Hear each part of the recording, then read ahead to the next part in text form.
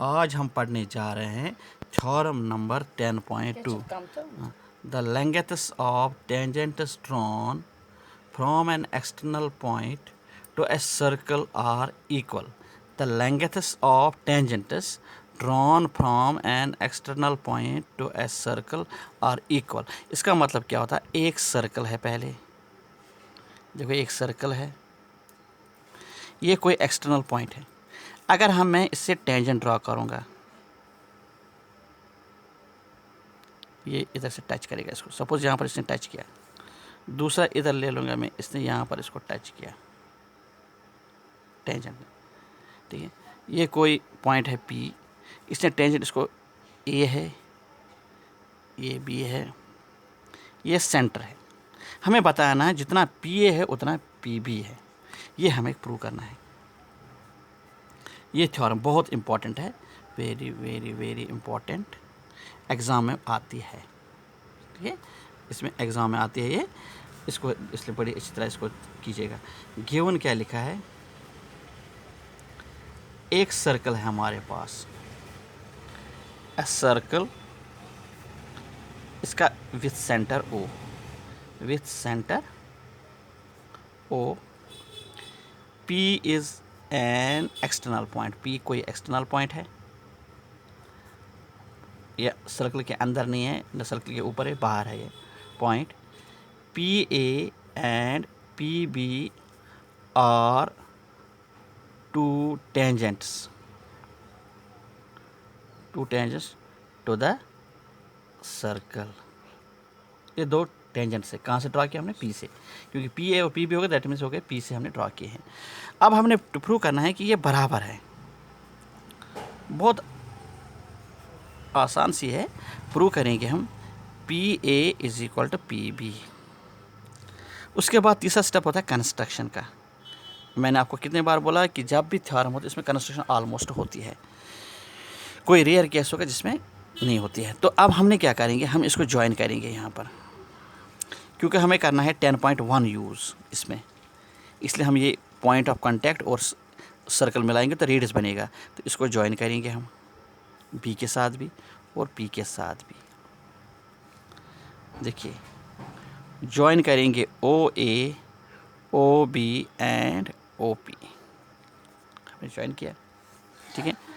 To prove में हमें क्या करना है, प्रूफ में अब क्या करना है हमें, प्रूफ। अब देखो अब हम देखिए, क्योंकि ये एक टेंजेंट है और ये एक रेडियस है, इसका मतलब ये टेंजेंट और रेडियस आपस में बनाते हैं 90 डिग्री, तो ये इसका मतलब ये 90 डिग्री होगा, यहाँ पर एंगल 90 होगा।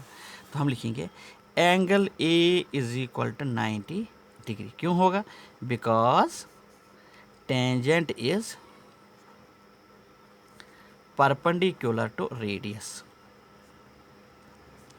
Through point of contact, through point of contact. यह थ्योरम, ये वाली जो है थ्योरम 10.1 जो मैंने रीजन लिखा, शॉर्ट उसका फॉर्म ने लिखा। इसी तरह एंगल B भी 90 डिग्री होगा, क्योंकि ये भी यही है। सिमिलरली एंगल B भी 90 डिग्री होगा, ठीक है। अब हम लेंगे ये दो ट्रायंगल POA या OAP OBP।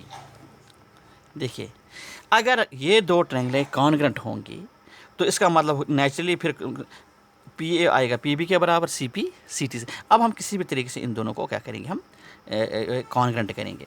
अब लिखेंगे in two triangles OAP and OBP, ठीक है, OAP एंड OBP। अब क्या लिखेंगे हम? देखिए पहला ये वाला एंगल और ये वाला एंगल बराबर होगा, एंगल A आएगा बराबर एंगल B। क्यों? दोनों 90 डिग्री के बराबर है, ठीक है। अच्छा OP ये हाइपोटेन्यूज है, क्योंकि ये 90 है ना, तो इसमें लिखूंगा HYPT, ये हाइपोटेन्यूज है। ये इसके साथ भी है, इसके साथ भी, दोनों का हाइपोटेन्यूज है ये OP। तो सामने लिखेंगे हम कॉमन, हो गया दो चीज़। और एक OA is equal to OB, इसको पढ़ लेंगे, ये हो गया radii, radius of same circle, radius of same circle, एक ही सर्कल के रेडियस वो तो बराबर होते हैं। अब देखिए आप, ये अब तीन चीज़ आ गए हमारे पास कॉन्ग्रुएंसी के लिए, तीन चीज़ें थी, ये वाला बराबर है, ये वाला बराबर है, ये OP बराबर है, तो ये हो गए। अब हमारे क्या हो गया, ये हो गया राइट एंगल, हाइपोटेन्यूज तो साइड, तो हमारी ट्रायंगल जो है, दो ट्रायंगल हैं वो कॉन्ग्रुएंट हो गई। OAP कॉन्ग्रुएंट आएगा बराबर OBP, किस रीज़न से, कौन से लॉ से, इसको बोलेंगे RHS congruence rule, RHS congruence rule. तो हो गए कॉन्ग्रुएंट, जब कॉन्ग्रुएंट होते हैं ट्रायंगल तो उनके कॉरस्पॉन्डिंग साइड्स बराबर होते हैं, तो PA आएगा बराबर PB। तो ये हो गया, ये हमें प्रूव करना था, हैंस प्रूव्ड। यहाँ पर लिखूंगा मैं CPCT से, किस रीज़न से, CPCT corresponding parts of congruent triangle, hence proved. कितना आसान था ये, ठीक है। अब हमने क्या करना है, अब इसमें और नोट भी लिखूंगा अब यहाँ पर, अगर मैं लिखूंगा ये एंगल, देखिए यहाँ पर ये वाला एंगल और ये वाला एंगल 2B, एंगल 1 भी आएगा बराबर एंगल 2 के बराबर, ये इसके साथ नहीं है, इसका मतलब हो गया क्या, ये इसको OP इसको बाइसेक्ट भी करता है, दैट मीन्स वही होगा, क्योंकि ये भी CPCT के बराबर होगा ना, ये भी CPCT से आएगा एंगल 1 इसका, तो इसका मतलब याद रखिएगा हमेशा, अगर लाइन सेंटर मिलाएंगे हम एक्सटर्नल पॉइंट से, जो दो टेंजेंट्स बनेंगे उसको ये बाइसेक्ट करता है, उस एंगल को ये बाइसेक्ट करता है, ठीक है। ओके, 10.2 इसमें क्या पूछा है, from A point Q the length of tangent is to a circle is 24 and distance of Q from center is 25, the radius हमें निकाला है, रेडियस ऑफ द सर्कल इस दिस, इनमें से ऑप्शन में है, लेकिन हम एग्जाम में ऑप्शन कभी कभी नहीं आता, कभी इसमें लिख देंगे find the radius of the circle, चाहे फाइंड ऑफ द सर्कल अगर ऑप्शन दिया होगा तो ठीक है, नहीं दिया होगा तो वहाँ पर पूछा होगा फिर find the radius of the circle. तो अब ये क्वेश्चन हम करेंगे, क्वेश्चन नंबर 1 क्या लिखेंगे कि एक सर्कल है, क्यों कोई पॉइंट है, ठीक है, तो इससे अगर हम टेंजेंट ड्रा किया मैंने इसको क्यू से, ये सेंटर, क्यों सेंटर से कितना दूर है 24, ये 24 है, और ये टेंजेंट सपोज यहाँ पर है P है, हमें निकाला रेडियस, तो इसका मतलब हो गया ये O से हमें इसको ज्वाइन करना पड़ेगा, और ये जो ये the distance Q from the centre is 25 ये दिया है, and the length of tangent दिया है 24, सॉरी ये है, ये 25 दिया है और ये 24 दिया है। अब हमने निकालना है रेडियस, क्या निकालेंगे रेडियस, देखिए यहाँ पर, अब हम लिखेंगे ज्वाइन करेंगे हम सीधे, ज्वाइन OP, ठीक है।